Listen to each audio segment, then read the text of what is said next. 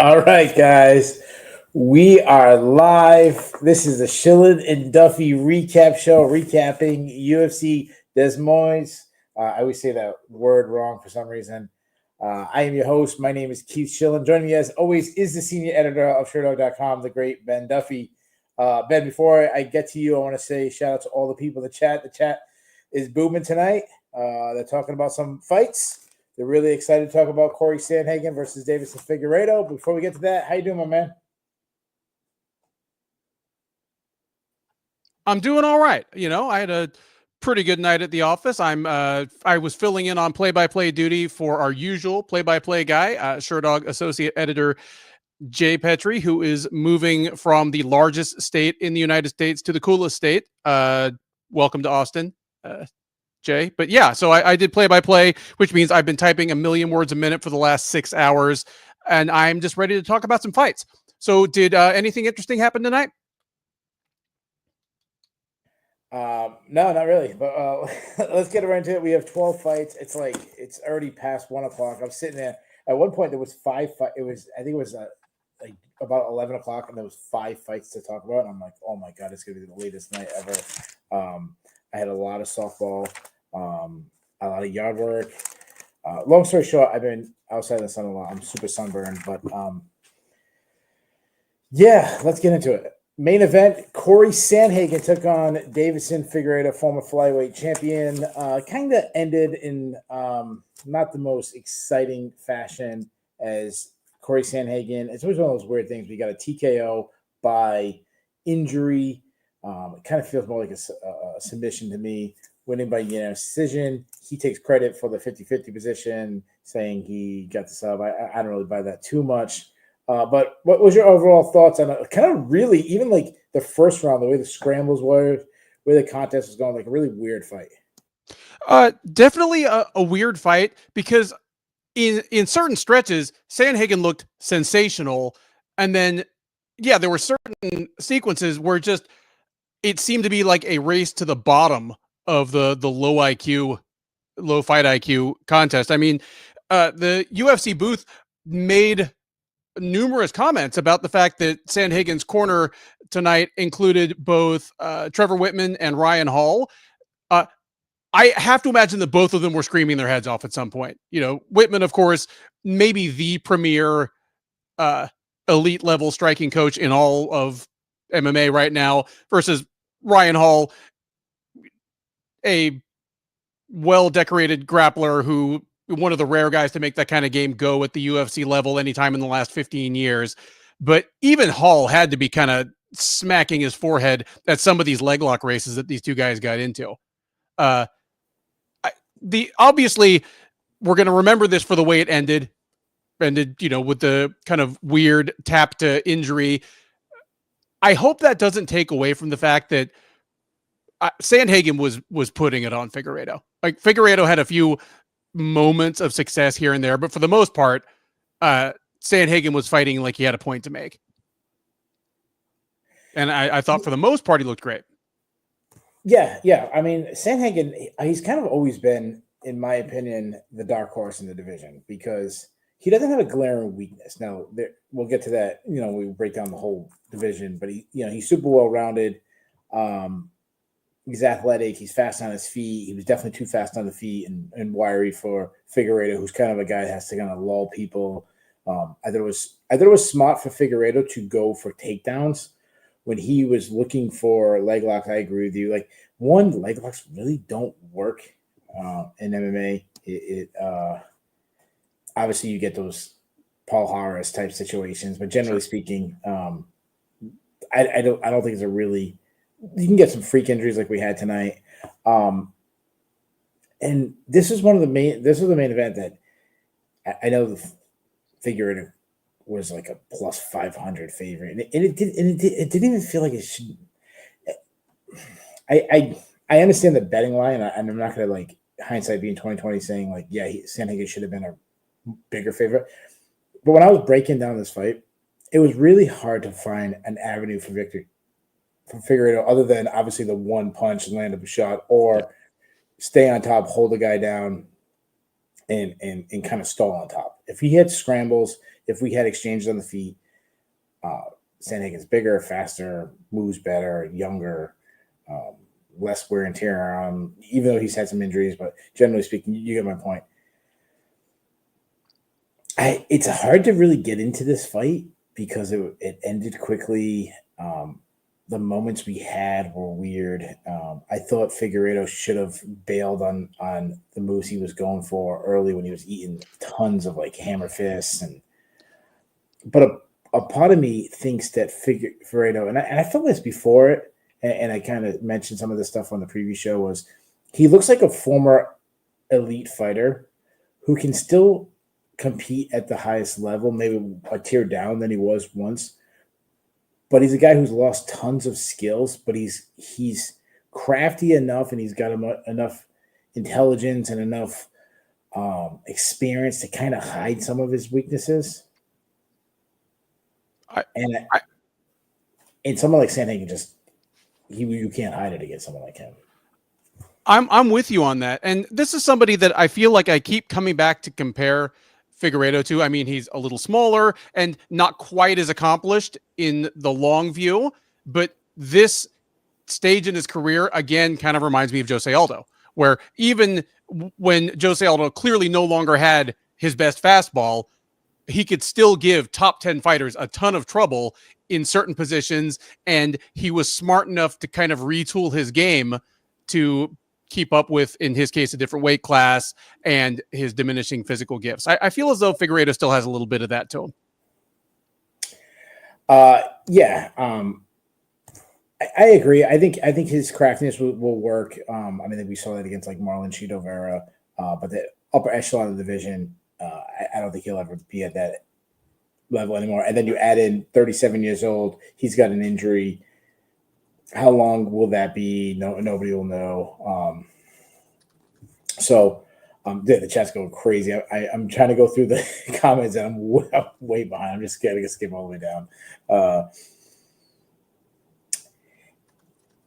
Sandhagen to me is like one of the most likable guys in the entire division. And I call him the dark horse division because he's well-rounded. If he can maybe improve his takedown defense to, make it to the point where the elite wrestlers, the Marabs, the Umars can't take him down and keep him down for long periods of time, he could be the champion. Now, I'm not predicting he'll be the champion, but it's definitely like in the realm of possibility. It's just the two top guys are such a bad stylistic matchup. And then obviously Umar is so young, which makes it even worse. Yeah. Agreed on all points, but at this point, yeah, he's a bit of a dark horse, but he's also kind of maneuvering his way towards being kind of a last man standing. There's going to be some point in the next 12 to 18 months where he's the only healthy available guy that hasn't fought the champ yet, whoever the champ happens to be at that moment, whether it's O'Malley, whether it's Marab, maybe not if it's Umar, but you know what I mean? Like he's if O'Malley wins the title, which, obviously what we saw in their first matchup against Marab, it'll be a really tough task. No, again, when you get the highest level, like we've seen it time and time again, a guy gets absolutely washed by someone you think, oh, there's no way he can make an adjustment. Then they do. I think even like one thing, and probably just because I don't think it's actually him, but AJ McKee Jr. is being in the chat. I don't think that's actually the AJ McKee, but like when he absolutely like destroyed Pitbull and they fought a second time, Pitbull made some adjustments. Again, that was a much different fight. Yeah. But that was just one that just kind of jumped in my mind. Yeah, could O'Malley make adjustments? Well, of course. When you're at that level, of course he could win. But of the top three guys that are ahead of him in the rankings, to me, that's the easiest matchup. That's a bad matchup for O'Malley. That's the one that's the guy. If I'm Sandhagen, I'm rooting to win. Oh, especially because if O'Malley wins, we're going to get a trilogy. If O'Malley beats Marab, we're getting a trilogy. So that's not something that Sandhagen wants either. So there are multiple reasons why he hopes O'Malley wins. Yeah, absolutely. I'm kind of looking at my notes and like I don't really have a lot of notes. Is there anything else you want to say about this fight? No, that's it. We buried the lead long enough.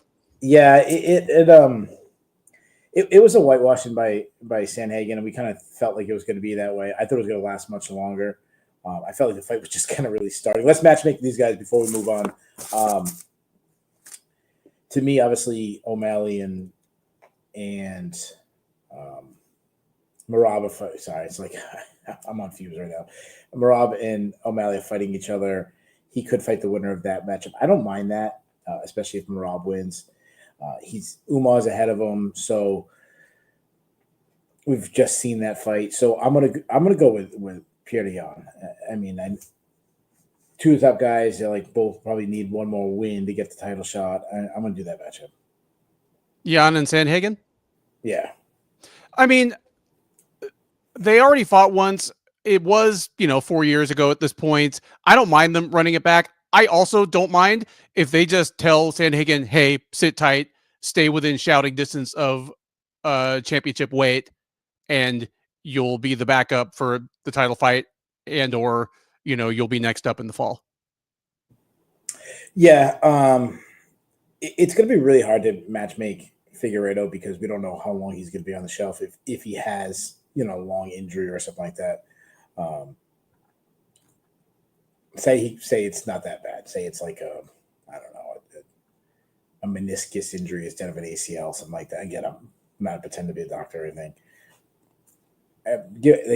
It's time for him to be a name for somebody else who kind of deserves a name. I'm giving him Marcus McGee. Marcus McGee works for me. I mean, I was thinking there's two routes you can go with him. You can either use him as a name for somebody that's earned it, Marcus McGee. Hell, someone like Damon Blackshear or Montel Jackson, both of whom have won fights within the last couple of weeks and are on good streaks. Or you put him in a fight against another guy that's a former champ, has big name value, and doesn't need to be in the title picture right now, like someone like Henry Cejudo. Yeah. that was Cejudo and him are like main trading partners. Oh, sorry. Right. That range works. I apologize if I say his name wrong, but Guernica. That's a pretty good reference. Nice job. Guernica 84. This is the equivalent for Sherdog of the painting that your screen name is based on. Yeah. Oh, I don't know that. It's based on a Picasso painting about the Spanish Civil War. That's like one of the most just horrifying works of art in modern history. Anyway, of course, Ben knows about Picasso. All right, let's go to the fight that happened right before the main event. Obviously, I'm talking about Santiago Ponzinibbio taking on Daniel Rodriguez. Right? That was right before the the power outage at my house. Yeah. Obviously, I'm just joking. Before the main event, the co-main event, we had a two-weight world champion, Reinier de Ridder. He was it was the middleweight and light heavyweight, but it was one championship, so it was really like 205 and 225. Almost heavyweight champion. He a two-weight world champion, big addition to the UFC, taking on a guy with 7 professional fights, been a professional for less than 3 years, and for some reason they decided to make this matchup. Why the commission would allow this, I don't know. Obviously, but I mean, of course, one guy walks in as like a 4-1 favorite, just like you would expect, All right, let's get. Obviously, I'm joking around. Bo Nickal took on Reinier de Ridder. Bo Nickal came in as a superstar. He's supposed to be the next big thing. He lost. People going crazy in the chat. People going crazy on Twitter. I think the amount of people that have messaged me. Tons of people. I went fraud check, this and that. Everybody knew that Bo Nickal was a fraud. Everybody's a genius. I know nothing.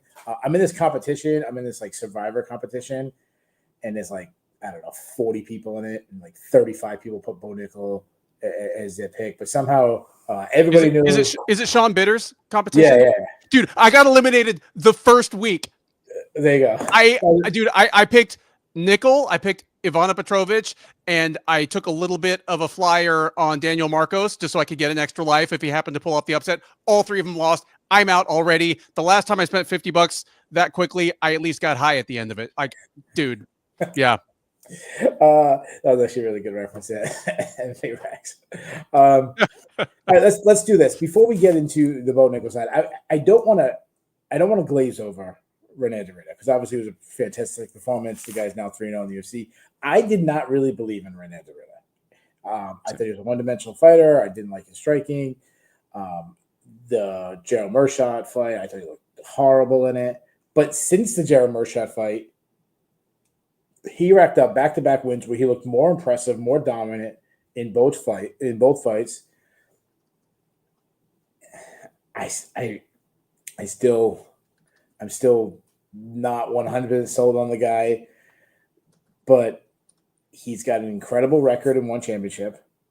He's one of maybe the greatest fighter based on just on the accomplishments in one championship. What he was going, no, I mean, that's not true. But there's other guys in there, but he's up there at least, I should say. How are you feeling about him in the division? I'm with you. I didn't expect too much out of him, but at this point, he's 3-0 in the UFC. He's finished all 3 guys, and the other 2 people he's beaten, if you were to rank out the UFC middleweight division all the way down to the 38th or 45th or however many people they are, they're probably top 20, top 25 guys. None of the people he's beaten so far have been chumps. Like, so he's earned something big. He looked great tonight. He struck a perfect balance between sticking to his strengths and kind of fearlessly going at his opponent. We just talked about a weirdly low fight IQ bout between Sandhagen and Figueiredo. I thought de Ridder fought a very smart fight. So yeah, he looked brilliant tonight. I still don't know whether I believe he's a future champ. I still think a call out of Sean Strickland might be a bit of a bridge too far, but not much too far. He's earned some consideration in this division.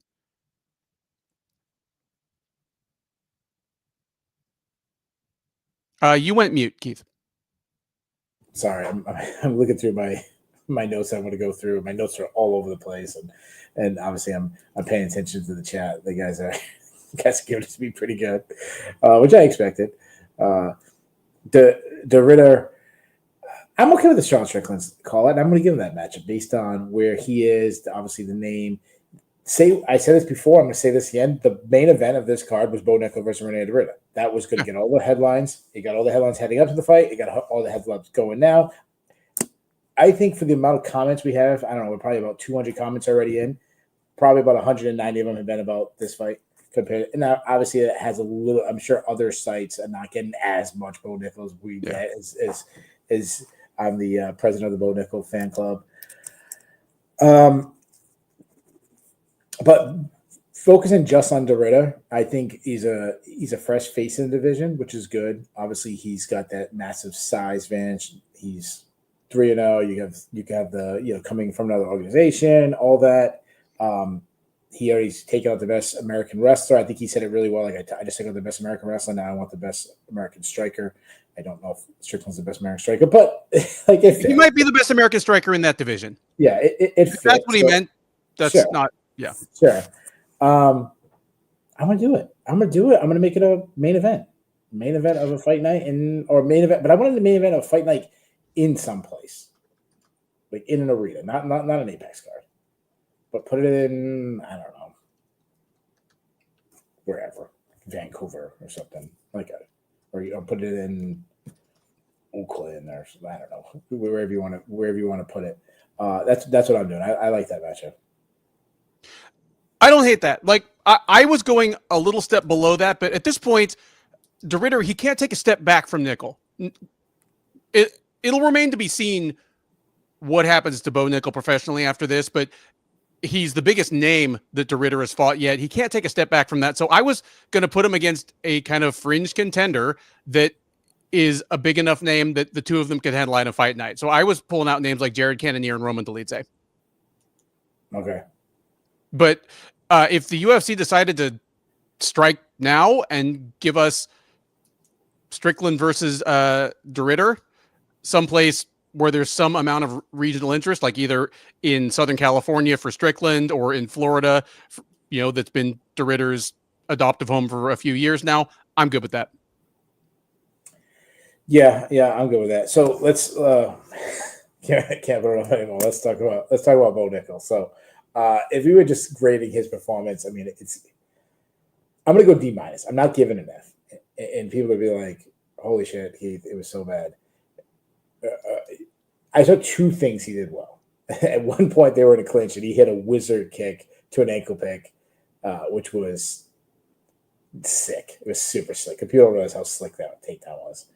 And then also, he was on bottom against de Ridder in the first round, and he was able to escape from on bottom. A lot of people aren't going to escape from bottom. A lot of people, that's the end of it. Like when he jumped guillotine, which was one of the dumbest moments of that was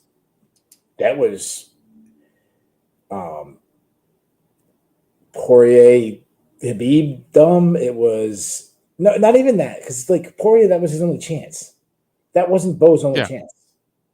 No, in fact, Bo might be the fighter in the entire UFC with the least excuse to do something like that. Against who he was going against. Yeah, absolutely. Like so, you're supposedly the best wrestler in the entire promotion, and you willingly give up top position to a grappler that otherwise was supposed to struggle to get you to the ground. Like jumping guillotine on Reinier de Ridder was unbelievably dumb. All right, so let's say what Bo is not. Bo is not John Jones. Bo is not Habib Nurmagomedov. Okay, put those out there. But he could still be anybody else. I still believe that. Yeah, it's obviously, considering how much hype there's been behind Nickal from the UFC and then from us, where on the one hand, like he's been kind of a tongue-in-cheek running theme for us, but at the same time, both of us have believed in him as a serious prospect and future contender. There's going to be a backlash, and there's going to be a certain amount of a certain amount of overreaction the other way. People saying that he quit, like a flush knee to the sternum, kind of like a kick to the liver, is going to make your body quit no matter what is in your mind and heart. It's just as simple as that. Like, and I mean, he took like literally like 20 straight knees to the body. The jury's out. It may turn out that he is a guy that comes over from wrestling and just never adjusts well to getting hit in actual fights. But I think this is definitely too early to say that. Like again, some of the toughest fighters in the world that nobody is ever going to say had any quit in them have been folded by body shots. Yeah. So let me say some trivia. I'm going to give you a trivia question. I'm going to give a trivia question to the entire chat. Of the current UFC champions, how many of them are undefeated? Anybody? The answer? 0. Not a single one of them is undefeated. So Bo is a fraud because he's lost one fight. Got it. In his 8th MMA fight and less than 3 years experience against a 2-weight world champion. So he's an absolute fraud. He sucks. He's a wimp because he lost one fight. Were you saying that about Alex Volkanovski when he was losing in the regional scene? Were you saying that about Robert Whittaker when he was losing in the regional scene? Were you saying about Tom Aspinall when he was losing in the regional scene? Were you saying that about every single UFC champion? Yeah. Were you saying that about Robert Whittaker when he was losing to Court McGee in the UFC? Yeah. In the UFC. But there's no way Bo can improve. Right? There's no way. That's it. He's done. He's a fraud.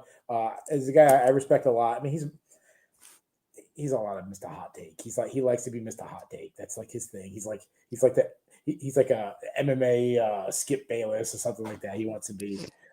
His name's Derek Bo, and I like him a lot. Like, he's my boy. I like him a lot. But he's like, oh, he's a fraud. He'll never be anything. Oh, he's got bad footwork. He's got bad striking.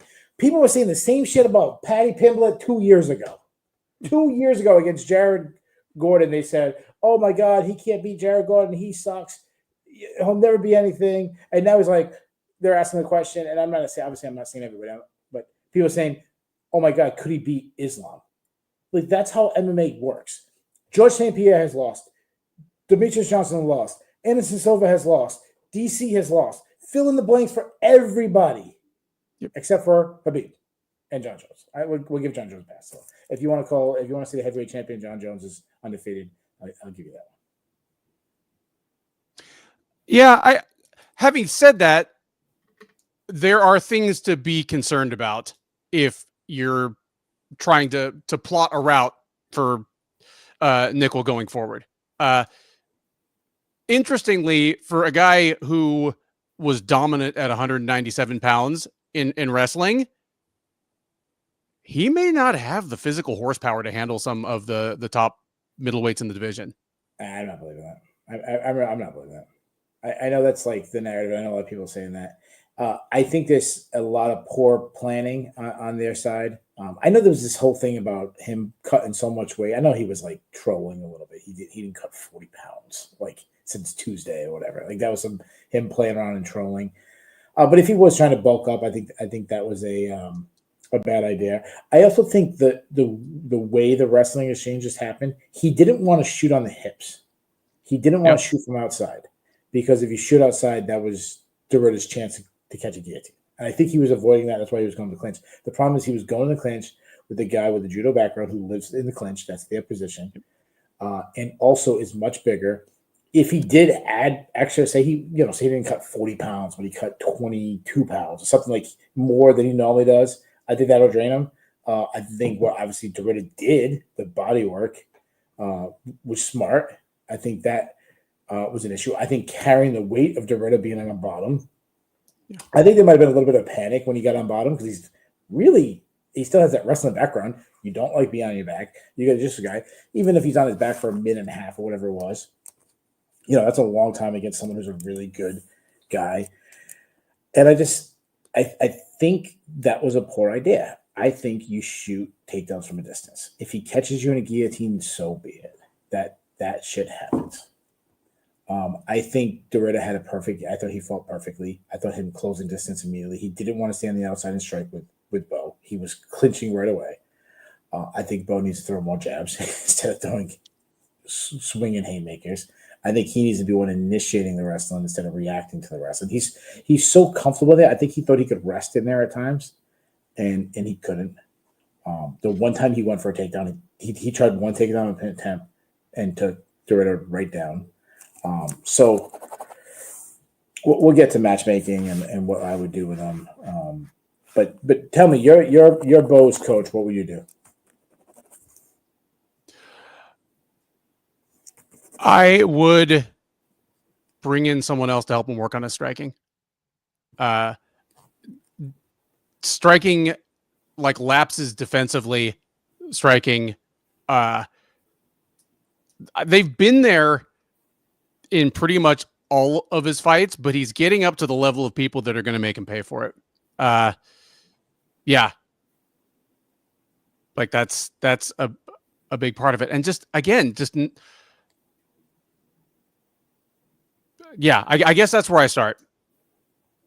Yeah. So there's a couple of things I would do. So first of all, I want to address something. People are like, oh, Bo's soft. Like, shut the fuck. Bo's soft.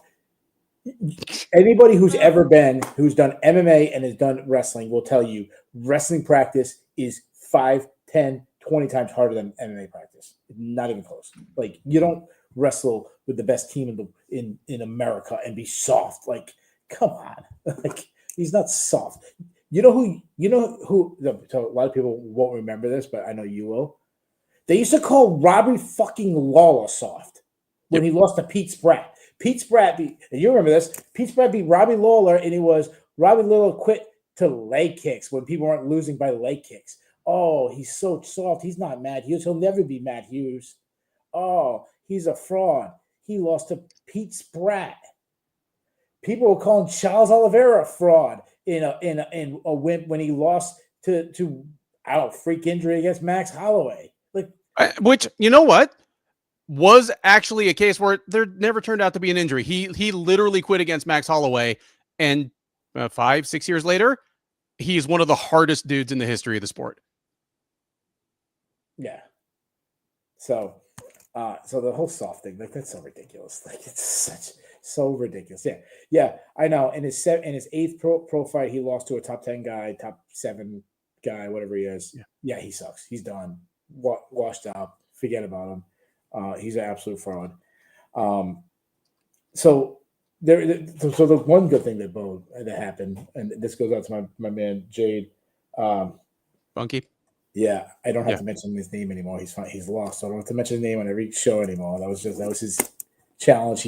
I don't know how long ago he challenged me to that. So that's what I do. If I'm the UFC, I do what you should have did with him from the very beginning. I would slow roll him like you couldn't imagine. I would have him fighting the bottom of the barrel, middleweights, and slowly bringing him up, kind of like what you did with what's the young kid there. Another one that he looks amazing now, and I know it's a little different because he's super. Like Edmund Shabazian? No. Like, well, he doesn't look Chase amazing Hooper. now. Remember Chase Hooper? Like, we started losing, and was like, oh, he sucks, and then they threw him down to the bottom and just had him fight. Slowly roll. That's what I do. I slow roll. If I was his coach, one thing that has bothered me about Bo is he's trying. He's taking on too much. He's very popular with podcasting and his content, and I get it. He's 29. He's in that generation where they have to take videos of everything they do. And I'm not saying he shouldn't have to do that. You can have a life outside of MMA, but he's got one foot in MMA and he's got one foot in wrestling. No other MMA fighters have been in the wrestling room, coaching people at the U.S. Open, coaching people at different, beat the streets and these kind of things. I don't want him to completely leave Penn State University. And I know he has his own gym thing that's going on, but he spends, I think it's 3 weeks for a training camp, and I could be wrong on the time, but yeah, he spends a small portion of time at American Top Team in Coconut Creek, and then he spends majority of his time up in Pennsylvania. Right. I think it should be the opposite. I think he should flip it. I think he should spend the majority of his time down in Coconut Creek, move down there, live down there, and then occasionally come up to Penn State, work on your wrestling, spend 3 weeks in the Penn State room, working with Carter Storaci, working with Aaron Brooks and those guys. That's what I think he should do. Because he's got the rest. And you know what? What you're talking about there is part of maybe a bigger issue. He kind of needs to decide what his actual priorities are. Like, what does he want to be doing in 3 years? Yeah. Because I don't know if he can be a successful podcast guest / host, and maybe at that point an assistant wrestling coach at Penn State and a UFC contender. He may need to just pick something and put other shit on the back burner for a while, because even on the way to this, again, he kept winning against kind of increasingly stiff competition, but with nagging questions each time out. And this time, yeah, it caught up with him, but it just caught up with him in such emphatic fashion. I mean, dude, this was a shit kicking. And it's either going to be a wake-up call or like a ticket out of fighting. I don't know which it's going to be, but I think Bo needs to decide. Yeah, no, I totally agree. One thing I've heard him say a lot is us at Penn State and this and that's but dude, you're not in college anymore. You're 29. You're not a college kid anymore. Yeah. I understand it's a different community. It's at the highest level. This, Nick Lee is there, and I know Kyle Dake's not originally from Penn State, but he's down there. And there's more. It's not just 22-year-old kids, but I do like the keeping your wrestling sharp. And I do, which is why I say it should be the opposite. He should spend 3 or 4 weeks at a time every once in a while. Maybe for every fight he comes up to Penn State for 3 weeks and sharpens up his wrestling. But he needs to be down in Coconut Creek, work on his striking nonstop. And what I really think he should do is maybe not return for about 4 months and go spend 3 to 6 weeks in Thailand.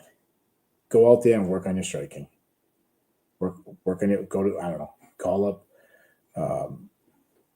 a boxing gym or Freddie Roach, do like George St. Pierre. I don't know if he's still doing it, but you get my point. Like, get with a real boxing coach and work on your boxing. Like, he needs to do that. In the meantime, he can't be touching anybody in the other top 10. He gets asked about Shemaev, and I know people are going to kill him for that. And I still think Bo could be a bad matchup for a lot of guys in the division. I truly still believe that. Sure. I think de Ridder was a tough style of matchup based on he's not going to want to go to the ground too much with de Ridder. Kind of like de Ridder was a much better version of Paul Craig. Yeah, but and a much better version of Gerald Meerschaert, like two of the guys that he's fought in his relatively short, Or no, I'm sorry. Never mind. Like, oh, you're going the other way. Yeah. No. But I would, when I say slow roll, I'm going way down. I'm rebooking that Trayshawn Gore fight. That's his next opponent. That's what I'm doing. I was looking at somebody with a little more experience, a little more name value. Next week, Bruno Silva and Marc-Andre Barrios are fighting. I was going to give him the loser of that. Okay. The loser, though. Okay. Yeah, the loser. I mean, well, if Bruno Silva loses, that's 4 in a row. So the only reason you'd keep him around is to give somebody like Bo Nickal a fight. Yeah, I don't want Bo fighting a guy, and I'm really not worried about his cardio. I think some of the weight cut thing might have been a thing he might have thought wrong and tried bulking up and then cutting bad, and I think that would have been. I think that's a bad idea. I think everything de Ridder did was wearing him out. I just don't think suddenly Bo. I mean, we just saw Bo fight Paul Craig. I know it was a different style fight, but he went 15 minutes, didn't gas out, and he gassed out quick, which to me indicates a bad weight cut. So. And if that's the case, move up to 205 if 185 is an issue, which I don't think it is. So, all right, let's move on. We'll probably roll through these other ones a lot quicker as we're about 45 minutes in. But anyways, are you guys satisfied? Did I take my lickings? Did I challenge people's sayings? I didn't run and hide. I stayed in there. I got bashed in the stomach over and over again until finally I crumbled.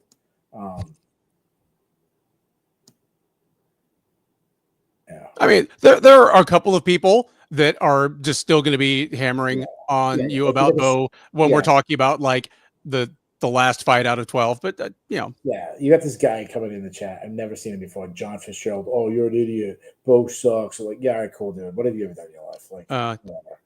I mean, I don't mute people in the chat for like going after us, only for like being shitty to other people in the chat. But I did mentally tune him out once he said I wrestled in high school, and I was like, okay, cool. Yeah, cool. I wrestled in high school too, not nowhere near Bo Nickal's level, and still to this day, neither has Shemaev. And you put in a straight out, and I'll go to my grave saying this, and I'm absolutely right. And you guys, everybody who disagrees with me is wrong. In a straight wrestling match, Bo Nickal tools every single person in the UFC in a wrestling match. Not close. Nobody. Anyways, let's move on. Santiago Ponzinibbio took on Danny Rodriguez. Rodriguez won by a 3rd round TKO. This fight did nothing for me. You know what? It was a fight between two 38-year-old guys that are generally reliable action merchants. All I wanted out of it was a fun fight and hopefully a finish. We got that. And for two guys as skilled as these two are, it would be tough to get much farther from actual contention in one of the deepest divisions in the UFC. So it was fun. Yeah, and Pons. I mean, I thought Pons looked terrible. He's continued to decline. Rodriguez is just faster and cleaner at this point. He still has more threat on the tire. A good KO. I mean, Pons tried arguing it. He was flopping around afterwards. Rodriguez called for a fight with Jake Matthews, which is not what I expected. Not a name I expected to hear, but it kind of fits. Did you like that call out? I like it fine. I mean, I guess. Before that, man, besides the Bo Nickal, probably my biggest disappointment of the night, Montel Jackson took on Daniel Marcos. Jackson won by unanimous decision. We both picked Jackson to win. but neither one of us picked it like that. This fight was terrible, such disappointment. It was on paper possibly the best fight of the night, and boy, did this fight suck. What, Jackson versus Marcos? Yeah. Yeah, it was lousy. I thought both guys looked bad. Marcos was not engaging on the feet, which is really surprising. He just wanted to keep wrestling, wasn't getting takedowns. And then Jackson, what I didn't like about him is he was turning his back, giving Marcos position, having a hard time getting off the cage. Just all in all, just looked really bad. That said, Jackson keeps winning, so you got to reward him with something. So what are you rewarding him with? I'm giving him, I mean, a little bit of the problem is that a lot of the people ahead of him in the rankings are fighting, and they're not fighting soon. They're fighting like a month or more from now. But you know what? If Jose Aldo wins this coming weekend, I don't hate that. Yeah, dude, I had the same name. And I said, and I put, you know what? Aim is a hobby too. If Zahabi beats Jose Aldo. And you're right, because I'm still thinking of the Ayman Zahabi from 3 or 4 years ago. Ayman Zahabi, another guy that, hey, stitching back, has kind of turned a corner, because if you'd asked me 4 or 5 years ago, I'd be like, yeah, Zahabi has some skills, but he never fights. It's hard to tell whether he's actually committed to his own fight career or just likes to hang around TriStar and, kind of be the de facto assistant coach for his brother. And Zahabi, also a guy kind of prone to making weird fight choices, and all of a sudden Zahabi's won a bunch of fights in a row. So if Zahabi wins, I like that as well. Yeah. I'm reading some of the chat catching up. Oh man, people are going on. Shut the fuck up if wrestlers don't win. Okay, look at the history of the UFC. Who has the most championships? Wrestlers or freaking jiu-jitsu guys? Shut the fuck up. Like, seriously, we gotta do this? Really? Oh yeah, wrestlers don't win. Yeah, sure. Okay. All right. You know what? They're starting to get me. I thought I did well, but they're starting to get me now. They got what they wanted out of me, man. Before that, we're fun. I don't even know what fun about anymore. Surrey City took on Cameron Smotherman. City winning by unanimous decision. I thought City looked great.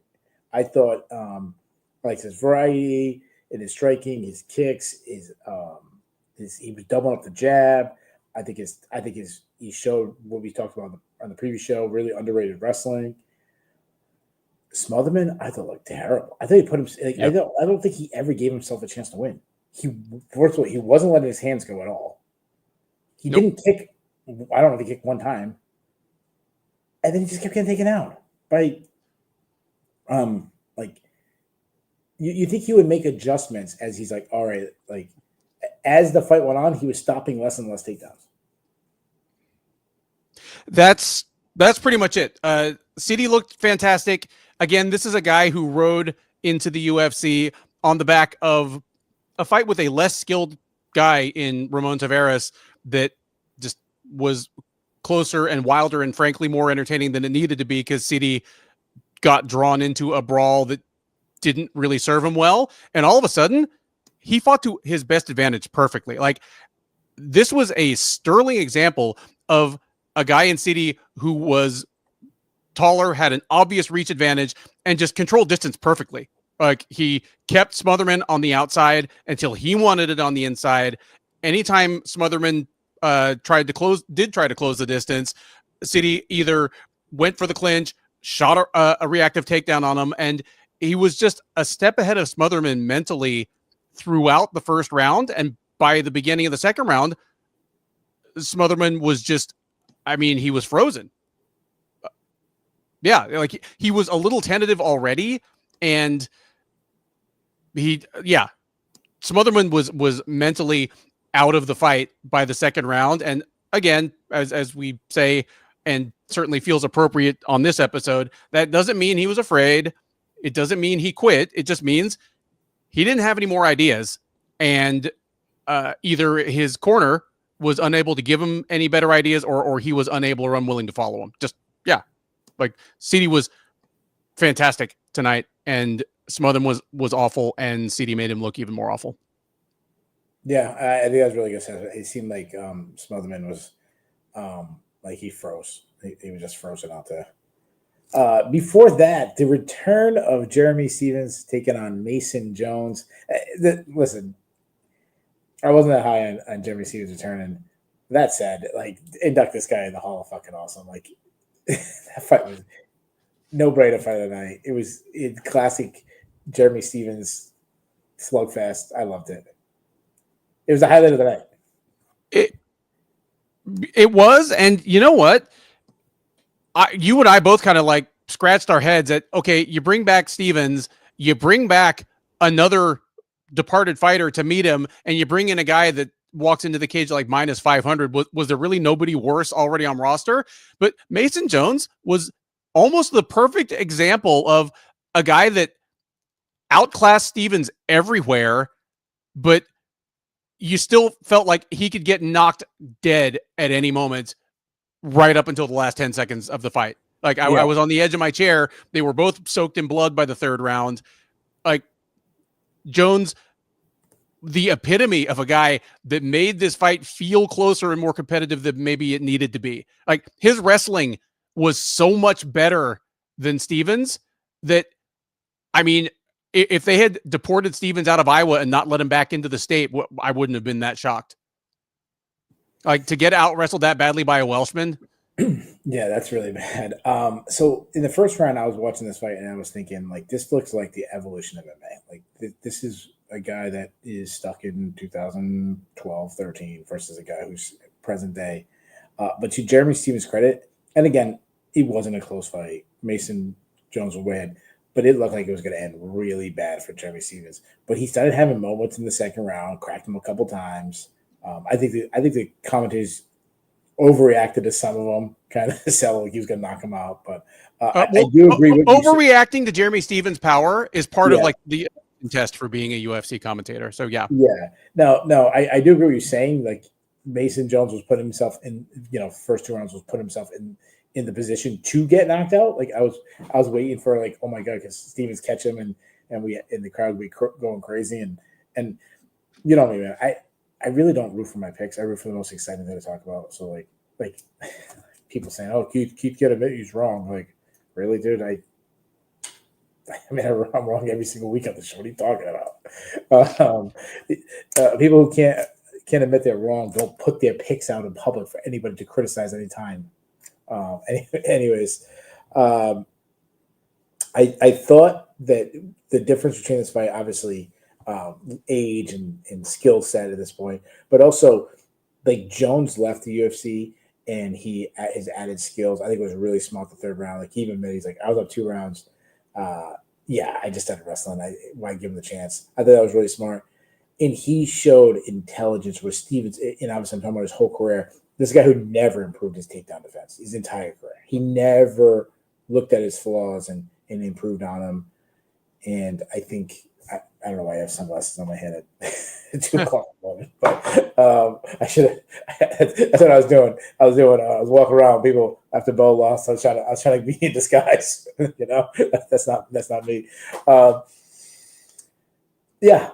think Jones looked good. It was a fun fight. Highlight of the night. Good for him. Yep. All right, this is the top part of the show. Everyone's favorite part, maybe not this week. I think everyone's favorite part this week was giving it to me about Bo Nickal, but this is part of everyone's favorite part of the show, which is called Get to Know the Host. Ben, the question this week, I had to reach out to you and give you a heads up because this is a little bit of a list.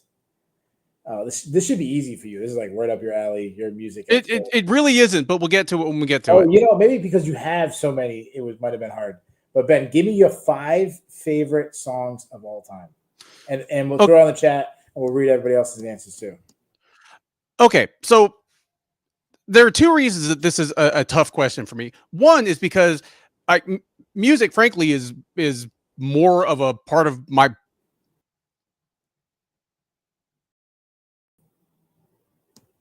Sorry, I think it's all right. Just wanted everybody to see that there are even more guitars on my couch. Music is even probably a longer term and deeper passion for me than combat sports or, anything else. And so I'll go through phases. I mean, if you ask me while I'm in a phase where I'm listening to a lot of metal, I'm probably going to give you 5 metal songs. When I'm listening to a lot of hip hop, you're going to get hip hop. So there's part of that, if you ask me this question now and you ask me again in 6 months, you're going to get different answers. And then the other part, and I know what a colossal douche this makes me sound like, but I listen to a lot of kind of either old or obscure or underground music. So if I like, if I name out like 5 songs and it's all like weird indie hip hop from the early 2000s in New York and weird like hardcore punk from Southern California in like the late 80s, everyone's going to be like, what the hell is this guy talking about? So yeah, like 5 songs that I really love that anybody in the chat might actually have heard of. I don't know. Give me Iron Maiden by Ghostface Killah and Raekwon and Capadonna. Give me I didn't expect a rap song, but all right. Yeah, give me Seasons in the Abyss by Slayer. Give me I don't know that one. Give me Paint It Black by the Rolling Stones. Somebody walked out to it tonight. Ninja Kitty says Ben looks like a Gigi Allen kind of guy. You are absolutely correct, sir. Which is why I'm reaching for more obvious picks here. Give me Close Your Eyes and Count to Fuck by Run the Jewels. And RC Kim, if you're going to give me a Social Distortion song, I actually love a lot of their newer albums. Give me Don't Take Me for Granted by Social Distortion. There's 5 for you. Ben, how many of those songs do you think I've heard? You've heard the Rolling Stone song, absolutely. Yes, I've heard. And you've heard the Ghostface Killah song, because I know that like 90s woo, your shit. So 2 of the 5. The other 3, I have no idea. I should have thought that when I thought of the question. All right, I'll give you. Let's read some people's real quick, and I'll give you mine. Do you want to read some people's? I mean, most people are just kind of making fun. And Pope says "Ghost Riders in the Sky" by Johnny Cash. That's a great song. Joe Black says "I Was Born to Love You" by Queen. I love a lot. I like Queen a lot. There's a lot of Queen. Antoine Willis. I love "Light My Fire" by The Doors. That's a good one. Love it. Keith seems like a Willie Nelson kind of guy. I do like country. I don't have any country on my list, but I do like country. Yeah. Antoine Willis, "California Love." Oh man, give me some. Okay. Like, thing I love about California Love, like obviously it's got Dre, it's got Tupac, but it's got like Roger Troutman from Zapp, like doing like his cool like talk box thing. So it's got that kind of like early 80s funk tie back. Love that song. All right, I'll give you my 5 favorite. All right, so no particular order, but my favorite band of all time is Guns N' Roses. So I will go not one of their most popular songs, but a pretty, one of their popular songs, but not their most popular. But I would go with "Patience" by Guns N' Roses, a little softer side of Guns N' Roses. My favorite one of their ballads for sure. Yeah. That's one I do. If I get picked for karaoke, I will sing that song.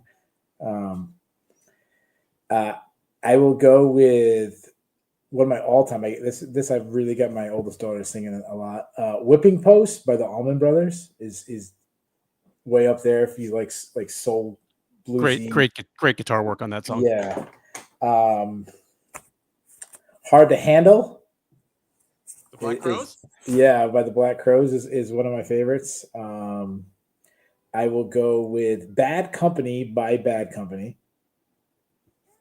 And then my 5th one, I want to go similar Rolling Stone, but not what you're thinking. I'm going to go "Like a Rolling Stone" by Bob Dylan. Very classic rock selection there. Yeah, I went all classic rock. If you except for the Guns N' Roses song, which so "Appetite for Destruction" was 87. I think all your songs were between like 1965 and 75. Yeah, that's definitely like a range of classic rock I like. Which one of us is in our 50s, Keith? I'm pretty close though. I don't like we talk about like favorite bands like Leonard Skinner's up there and Allman Brothers and Guns N' Roses and stuff. So all right, let's read some of the other listeners. Antoine Willis going with "Carry On My Wayward Son." That's a great one. Melissa, get out of here, Dev. That's not a great song. Emily Rags, Ben played Dust in the Wind for Bo Nickal. Oh, come on. All right, let's see. We people probably throw in more stuff. RC Kim says Salvation by Rancid. Neat story, RC Kim. I'm actually longtime friends with Rancid's drummer, Brandon, and I actually designed a tour T-shirt for them. Like I say, like music is like part of my life in a different and kind of deeper way than combat sports. But yeah, like I designed a tour T-shirt for those guys. Yeah, maybe I'll wear it on our next show. Dev throws out the Ballad of Curtis Lowe. That's a great one. Nice one, Dev. So, all right, let's go on. If people want to, we might read a couple more as we go on. But the Who, I'm a big fan of the Who. So nice one, Antoine Wallace. Who's great. All right, let's go on. The prelims. Miesha Tate, former champion, took on Yana Santos. Yana Santos winning by unanimous. This was our best pick of the night. Upset special, Ben. We both picked Santos to pull the upset. Other Santos looked good. I mean, obviously, the third round wasn't her best round, but Tate was really trying to pressure her, and her response to the pressure I thought was fantastic. She was timing Tate coming in, that inside kick every time Tate was, well, obviously not every time, but as Tate was pressuring, being heavy on that front foot, inside kicking her, buckled her knee a bunch of times, landing nice straight shots down the pipe, stuffing the clinch. Stuffing the takedowns, looking good, doing work in the clinch. Yeah, they're both at the end of their career, but I thought it was one of Santos' more impressive performances. I thought she looked fantastic. On a low-key level, obviously big narratives coming out of tonight were, like wrestling versus this art versus that art, but it was a big night of kind of quiet triumph for fighters who know how to give ground, circle out, and strike effectively while circling out. Like, not necessarily the Chuck Liddell plant and throw an overhand, but just Yana Santos just keeping Tate chasing her and then kicking her legs. Yeah, brilliant. Just good distance management. And for Tate, she was left with her only real option was to just go charging in and get her hands on Santos. And Santos is not a fun person to clinch with either. So yeah, Tate was just kind of left in no man's land or no woman's land for most of that fight. Yeah, and I want to go with what Iron Report says. Please go back to her retirement, Cupcake. Yeah, when I watch her fight and her, since she's returned, it's pretty evident that at this point she really only has pressure on her side. I'm a huge respecter of pressure. I think it's one of the most underrated skill sets. It's incredible. I kind of put it in a category by itself. That said, I don't think she does retire. And I'll tell you why. Her third round was good. I think they're going to exaggerate that she was close to getting a finish. Santos never was really in trouble. But I think that gives Tate enough hope that she goes, yeah, I could win. Like how close I was to winning this fight. I make some adjustments. I feel like the third round is the worst thing that can happen to her because now she's going to continue getting beat up because of it. It's going to give her a glimmer of hope. I think you might be right. Let's matchmake real quick. Santos, what are you doing with her? I'm giving her Norma Dumont. The fight was supposed to take place a couple years ago. Santos withdrew, but I don't have faith in Santos at 38 to make another title run, but 135 is a desperately shallow division. She's proven that she's at least going to be competitive with anyone they throw her in against. If Dumont's not next for a title shot, maybe you give her Santos. Yeah, that's why I stayed away from Dumont because the title picture up top is very thin. Obviously, if Amanda Nunes comes back, she'll skip the line. But if not, Dumont's probably fighting the winner of Pena versus Kayla Harrison. I went the opposite. I was like, I'm going to use the name to kind of give a newer face a chance to beat him and be a test. So I'm going to give her Eileen Perez. Perez obviously been really successful so far in the UFC. And I'm doing the same thing with Tate. So if Tate continues to fight Priscilla Cachoeira, don't really like her. She keeps winning. She kind of deserves a name. I'm going to give her Miesha Tate. Yeah, and if you do Santos versus Perez, you get a little Florida rub with ATT versus Goat Shed, doing its thing. I like that too. So before that, Ultimate Fighter winner Ryan Loder did not have a good fight as he took on Asmat Bakayev. Bakayev winning by first round TKO. The worst thing is Loder was getting the USA chance as he was getting absolutely teed off on. It was like he was getting punched for every like Q left, S right. You know, I was like in unison with it. Bakayev looks like a future top 10 guy. Like he looks really good. He is for real. For one thing, Loder's a one-time All-American, like, clearly an accomplished amateur wrestler, but Bakayev is a very good wrestler himself, and the striking, it wasn't even close. Wrestlers did really bad tonight, but somehow people are saying, "Oh, wrestlers are 0-2," but they forget about Thomas Peterson. That was an American wrestler that won just on wrestling. I don't know. She's not a wrestler, but Juliana Miller won because of takedowns. Quang Lee won because of takedowns. Jillian Robinson won because of takedowns. Cory Sandhagen won because of his top game. City won because of takedowns. Like, stop. They gotta get it. They get it. The trolls are getting to me, man. I'm also they're figuring out the secret. Going after individual fighters is never going to get a rise out of Keith. Going after American wrestling in general, you're going to awaken the beast. They got me. Like, you got my weakness. Before that, Marina Rodriguez took on Jillian Robinson, and one of the best though? It was one of the best fights on paper, and it became so I just said I was going to say my worst pick was picking Marina Rodriguez in an upset. That probably wasn't my worst pick. My worst pick might have been the co-main event, but so did everyone else pick. It was so fuck off. Marina Rodriguez took on Jillian Robinson. Jillian Robinson winning by second round TKO. I was starting to believe in Jillian Robinson. I wasn't completely on the hype train. There's some things that still worried about me. She's 29 years old. She's killing it. I'm sold. I might be the last person on the train, but I jumped on. I was the one running as the train was going by, like you see in every movie. I jumped onto the back of it. I'm on. Yeah. She continues to improve. Like, just physically, she's stronger and more assertive. She's shoring up the flaws in her game. And I should probably take ownership of some imprudent things that I said on the preview. And one thing I said on the preview was that this card was stacked with people that have either stupid, terrible, or inappropriate nicknames. And some of them redeemed themselves. Like, okay, Juliana Miller, she won, still didn't look like a killer. Thomas Peterson still needs to be Thomas the Tank Engine. But you know what? Quang Lee, they pronounce it Quang, and it rhymes with bang when you say it that way, so he apparently gets a pass.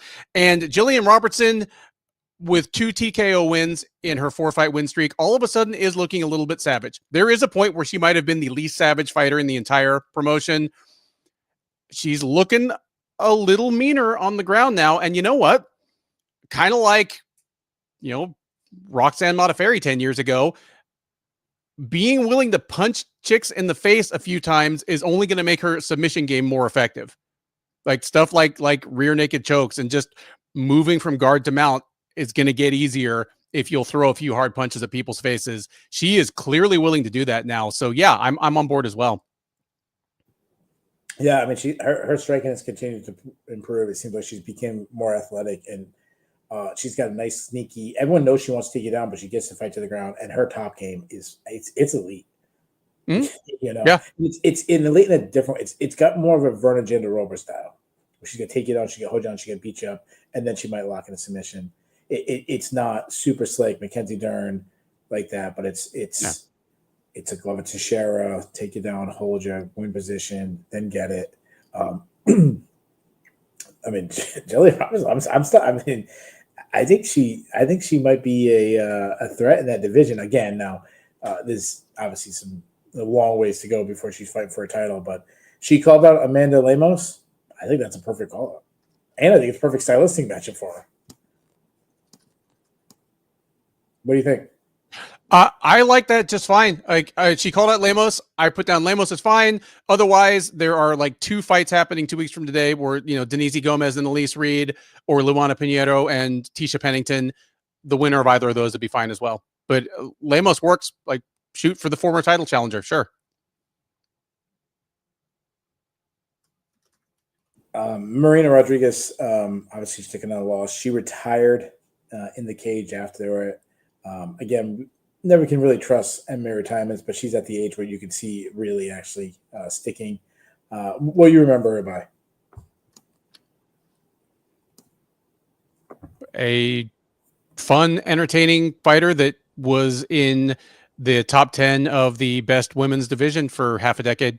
I think that's about the best way to put it.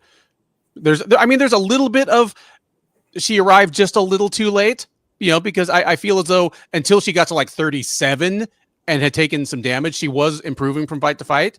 So there's a little bit of that, but no matter when she arrived in the UFC, even if she'd arrived at like age 26, the people at the top of the division were always going to be rough sledding for her. Like the Weili Zhangs and Jessica Andrades of the world would probably always have just thrown her on the ground and just pounded her into paste.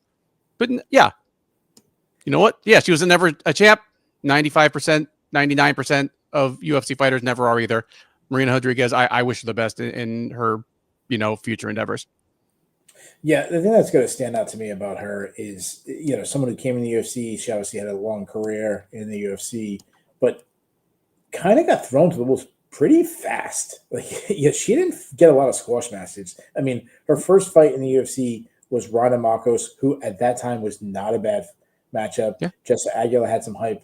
You kind of passed the prime, but a decent fight. Then it's Tisha Torres, Cynthia Calvillo at that time was a big fight. Yeah. Carlos Esparza, Amanda Ribas, Michelle Waterson, Mackenzie Dern, Yan Shannon, Amanda Lemos, Verna Jandarova. So I'm hearing like at this point 9 or 10 top 10 fighters in a row. Yeah, let me finish the last one. Let me finish the last one. Michelle Waterson, Jessica Andrade, Asmin Lucindo, Julia Robinson. Like, holy Christ, had that girl fight the who's going, in the UFC for Aguilar is the easy fight in the matchup. That's really it. Yeah.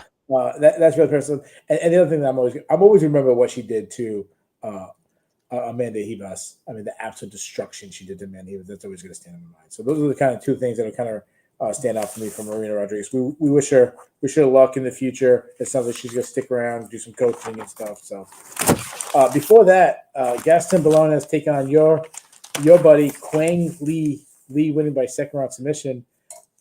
Lee had the right strategy. His strategy was to wrestle, take Bolognese down. He did it quickly. He had some success on the feet.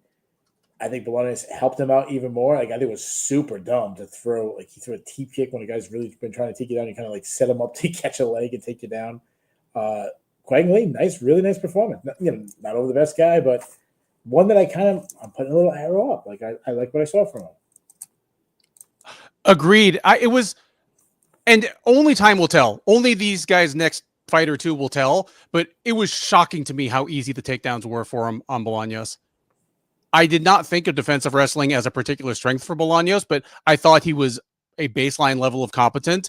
And basically, anytime Lee put his hands on him, Bolaños just went straight over. Like, it was bad. Speaking of going straight over, Dontel Mays took on Thomas Peterson, with Thomas Peterson just reminding everyone that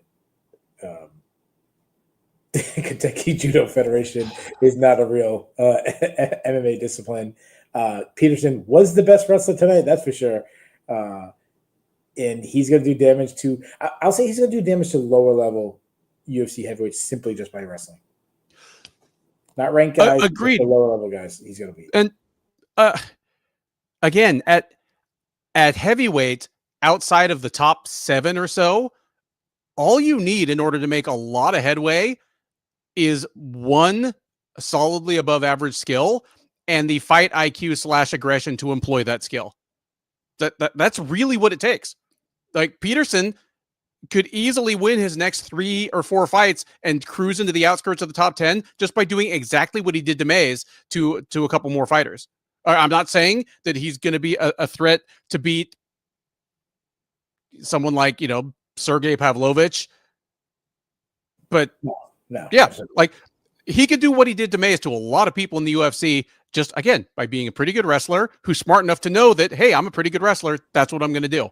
Like, no, we stitching back one last time, hope it's the last, to Bo Nickal. Peterson, all he needs to do is not get clever and not get fancy. Like, don't go out and try to head kick people. Don't jump a guillotine on Don'Tale Mays. Just go out there, shoot your takedown, and take the dude down. Shoot from the outside. Yeah. Work on, shoot your angles from outside. Work about not getting caught in guillotine when you shoot from the outside. And it is. Speaking of wrestlers, Juliana Miller took on Ivan Petrovic, and Miller wins a decision. I will say this with Miller. She's a solid grappler. She can get the fight at the ground. She's kind of crafty, but obviously she has a very Brazilian Jiu-Jitsu traditional background. Everything else about her game sucks. Her striking is terrible. Her wrestling takedowns are bad. Petrovic just is even worse somehow. Petrovic, like, at one point, it was 1-1 in the third round. She stops the takedown. She kind of sprawls. Miller's on her hips a little bit, but not really deep. And she, for some reason, like, took her back up, thought it was like better to like try to run away from her. And that got Miller the takedown and it cost her the fight. That's about as simple as you can put it. Zach Montecalvo, what is the matter with the audio? If one of us is too loud or one of us is too soft or one of us is distorted, got to let us know, man. Give us specifics. We can't hear ourselves. Yeah, I mean, Miller won, and nice after winning after her grandmother died and all that, getting her first UFC win or whatever. Cool. That said, she's not going to win many fights in the UFC unless she drastically improves. So there you have it. Let's get to the fun stuff. The Bulls and the Bears, the cut list, dude, seriously, all that stuff. Ben, you want to do the awards first?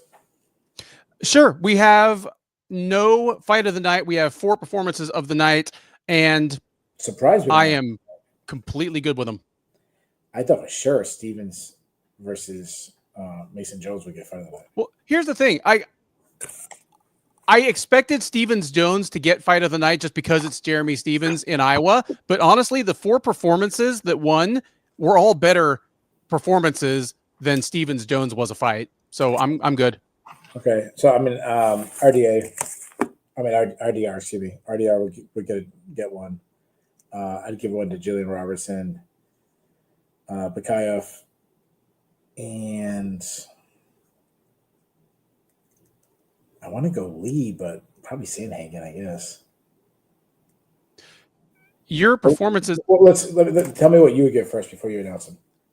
Okay. I would have given performance bonuses to Reinier de Ridder, Kwang Lee, Azamat Bakoev, and Daniel Rodriguez. Yeah. Excuse me. How's that? Does that make any better? I just had a thing that says automatically adjust volume, so I don't know if that makes our volume fine.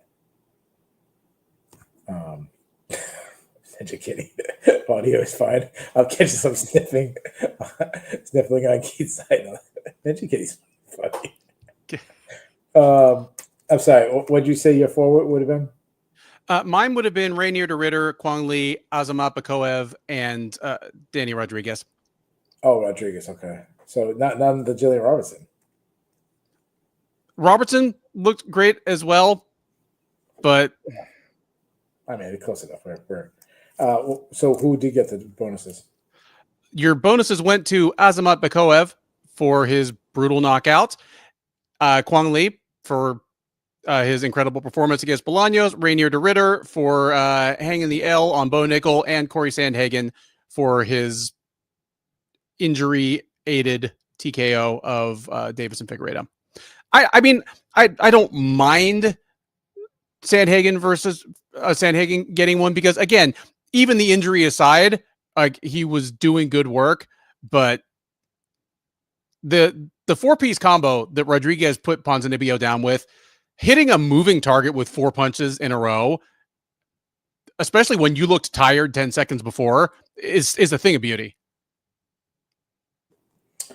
That's actually what they were saying. Like, oh, he's getting tired. Yeah, that's a good point. So, all right, let's get to the cut list. Ben, I don't have a big cut list. I only have 2. How many do you have for your cut list? Oh, cut list. I have 1.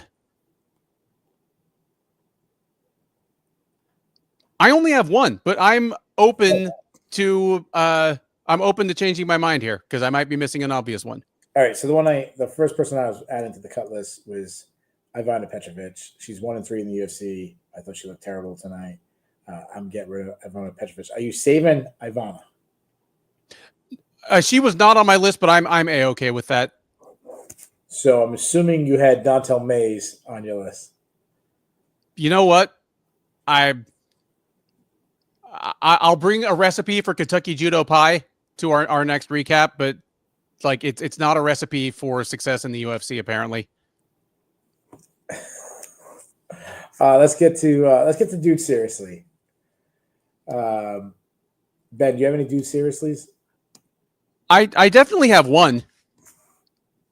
Okay. The UFC with its octagon completely plastered with sponsor logos, so that even though they put fighters in a fighter kit without individual sponsors because they said it made things look like a mess, the inside of the octagon looks like the hood of a stock car. That's fine. I know that their job is to make as much money as they can out of their product. Having said that, there was a fight tonight that turned on that. Santiago Ponzinibbio was winning the fight against Danny Rodriguez. He slipped on a sponsor logo while throwing a kick. 1, Rodriguez pounced right on him and like cracked him. 2, it made Ponzinibbio basically shy to throw kicks for the rest of the fight. You can argue that the fight started to turn right on that. Like, dude, seriously, if you're gonna do literally a dozen sponsor logos on the floor of the octagon, don't make them out of shiny iron-on plastic. At least get them silk screened onto the canvas or something in ink. Yeah, they'll smear a little bit, but your athletes won't fall and hurt themselves. We don't care about the athletes. We only care if they get paid, dude. Come on. I got 4 or 5 of them. I'll start with a positive one. Brandon Fitzgerald going deep in the references in the opening fight, noting that the referee actually fought in Iowa 25 years earlier in the UFC. So nice job by that. So, dude, seriously, nice job. Michael Bisping calling Thomas Peterson, Steven Peterson for the entire fight. Like, dude, seriously. Not a good night for Bo Nickal. He tried giving his buddy Carter Sarachi the GOAT status of NCAA wrestling. Dude, seriously. Like, your coach is the GOAT. Cael Sanderson never lost. And one of the weirdest ones, Mark Ratner wearing a Beastie Boys t-shirt. Dude, seriously? Like, that's so fucking weird. And I think it was a check your head t-shirt. So we're talking about like 93. Normally when I feel old, it is because of something a younger person than me did. But seeing Mark Ratner in a Beastie Boys t-shirt just made me crumble into a pile of dust in my chair. Like, it got better. Somebody came and like sprinkled some water on me. But yeah, I felt super, super old. I was like, oh my God, is that me? Yeah. The UFC commentators are still doing the stupid Montel Jackson Olympic wrestling team dream, so close. He gave up that dream to follow me. Like, dude, seriously, the guy was as close to that as I am to freaking Uzbekistan right now. Like, the dude was not making the Olympic wrestling team. And my last dude, seriously, Daniel Rodriguez with a rap career. Like, dude, seriously, like, really, you're like 38 years old. You haven't realized that this is a bad idea. Dude, seriously. All right, let's get to Let's get to the Bulls and the Bears. The Bulls and the Bears, stock market list. You want to be on the Bulls list. You do not want to be on the Bears list. We do it 3, 2, 1. Let's go Bulls first. Let's go positive. Ben, do you mind if I go first? Go for it. All right. I will go my number 3. I'm going to go with Minnesota trained fighters. And I'm saying trained fighters because they're not, one of them clearly is not born and raised in Minnesota, but we had two people representing the Minnesota gyms, Thomas Peterson and Quang Lee. They both won dominant victories. So way to go, the state of Minnesota. My number 2, Jillian Robertson, 4 wins in a row. People are talking about a top 10 contender, completely really turned her career around to where she was a couple of years ago. And my number 1, I mean, it's pretty obvious. Reinier de Ridder. He's now 3-0 in the UFC, biggest win of his career. Name-wise, probably not an actual accomplishment at this point in the career, but, definitely the most recognition he'll get. Even though this guy has won 2 titles and 1 championship, defended titles in 1 championship, but he's 3-0 in the UFC. He's kind of welcome to stardom. And you know what? Considering everything leading into the fight, he did himself some favors tonight because you know what? One of 2 things is going to happen here. Bo Nickal's going to go on and win his next 10 fights, and it's going to age incredibly well, or Nickal's going to go 1-3 in his next 3 fights and go to coach wrestling, and we'll all think of Reinier de Ridder as the guy that, quote, broke Bo Nickal. So he actually did himself some favors and kind of put himself in a win-win situation just by pulling off the upset tonight and making it look so dominant. Yeah, absolutely. Absolutely. Ben, what do you have for both? I agree with all yours. So I'm not going to pull 3 whole more ones out, but Azamat Bakoev, again, you and I were high on him leading into the preview. I don't think it's going to take him very long to start getting some elite level matchups in that division because he's really good, and he's the kind of really good that I think is going to just start blowing people out of the water until they get him some serious competition. It's not going to be a Nasruddin Imavov thing where you look at it and it's like, oh man, he's won like 5 of his last 6, but they went to decision and some people gave him boring fights. I think Bakov is just going to like blow people out of their sneakers until they get him to like some top 15 people. So great night of work for him. And Montel Jackson, he may not have looked great in the moment, but the guy keeps winning, and the people he's beaten, like his wins over other people, keep aging well. So it was a good night overall for Montel Jackson as well. All right, we go over to the Bears. This list you do not want to be on. Ben, start it off.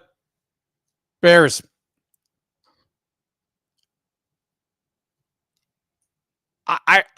I don't want to grab any of the real obvious low-hanging fruit, but okay, Daniel Marcos, anytime you take your first official L as a professional, especially when it's not your UFC debut, but it's like your 4th or 5th UFC fight. It's actually more than that. I think it was like, that's got to be considered. There was a 6th UFC fight. That's got to be considered a bear. Bears. Deiveson Figueiredo, I said it on the preview that my prediction was that whoever loses this fight, they'll never get this close to a title shot again, especially if it's Figueiredo. Father Time is still undefeated. The most we can do is hope to give him a good fight. This was a big knockdown blow by Father Time against Deiveson Figueiredo. Yeah, it's hard to picture any ways forward for him. Wrong weight class, 37. Now you got to add an injury on top of what we weren't expecting. Yeah, not good for him. Exactly. That's all. I can only think of 2. There weren't any other like real big fall offs tonight, so I'll just flip it to you. All right, I'll go. I'm gonna go. So Iowa had 2 fighters on the card represented or having kind of ties to Iowa, Jeremy Stevens and Ryan Loader. Loader not really from Iowa, but he wrestled for the Northern Iowa University. I went 0-2 in the night. Stevens didn't get knocked out, but Loader did. Not a good night for Iowa. My number 2, my man Bo Nickal. I mean, I haven't completely given up on him, but anytime you take a loss, everyone's fraud checking him. He's going to be hounded like you wouldn't imagine. Bo Nickal. And the only guy that had a worse night than Bo Nickal, don't say I won't take my losses. I will take it. I will be the bear of the night. I back my boy. I said he's special. I still believe he's special, but I've been getting roasted for about, I don't know, 2.5, 3 hours straight now by everybody. My stock has dropped. I am the number 1 bear of the night. So. You'll be back. What was your grade? Give this one a B. Like I was more entertained than I expected to be, and I definitely learned a lot about a few fighters. I was dead wrong on a couple of picks, and I'm trying not to let that sour me on my impression of the whole card. So I'll give it a B. Wow, we're way off. I was giving it a D+. The main event disappointed me the way it ended. Sure. Yeah, I'm sure it was a submission by Sandhagen, but I still like it wasn't. You know how you knew it wasn't? Because Sandhagen didn't react like he was getting a submission. He was like, oh shit, he didn't realize he was hurt. Obviously, I'm disappointed in Bo, but I mean that was obviously entertaining. But there were some fights that I was really looking forward to that just didn't live up to it. Martel Jackson versus Daniel Marcos was kind of disappointing. I think City versus some other thing that I thought could have been really good was entertaining. So I'll say D+. The hardest question of the night is always the listener. Who's your listener of the night?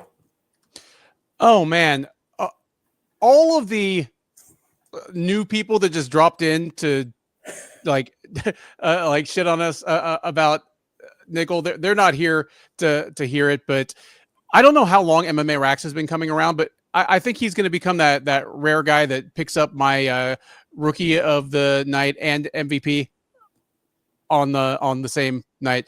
MMA Rax had a great night. Mr. Cunningham, anyone that wants to correct my Vietnamese pronunciation, step on up. Vietnamese is to me, what Bo Nickal and American wrestling are to Keith. I have to get over the impulse to be defensive when people take me to task about it. MMA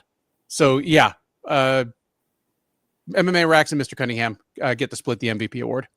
Yeah, for listening tonight, I'm gonna give it to everybody. Listen, everybody was ripping me. I was trying to give it to who ripped me the most. I mean, Bob Simpson was going at me. Ninja Kitty was going at me. Who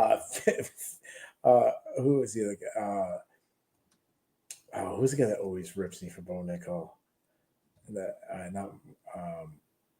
Dude, 30C West. 30C West has been waiting years now to rip me on Bo Nickal. So I go to all those guys. You had your night. You're not going to have many more, but you had your night. So there you guys have it. We have the most in-depth recap show in the entire world. This one's a little different than we normally do. Spent way more time on the co-main event than we did on the main event based on weird circumstances. But we thank you for joining us. I'm telling you, if you listen to the recap the next day, that's cool. That's awesome. We like that you make comments, do all that fun stuff, like, share, do all that stuff. But you'll have more fun if you stay up late. Stay up late with us. Sleep in the morning. Make yourself some nice breakfast or something in the morning. Get some pancakes. No waffles. But dude, get in the chat. It's so much fun.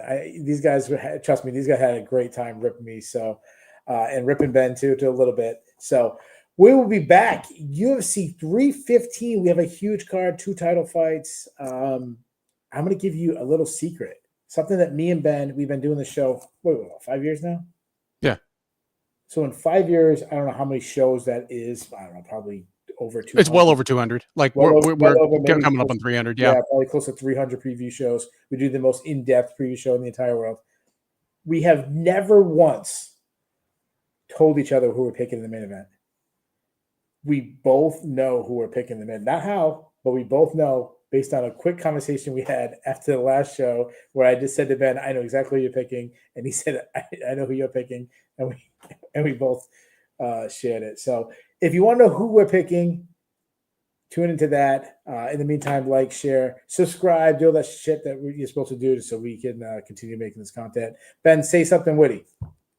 I've got nothing, man. I'm all wrung out. See you guys next time.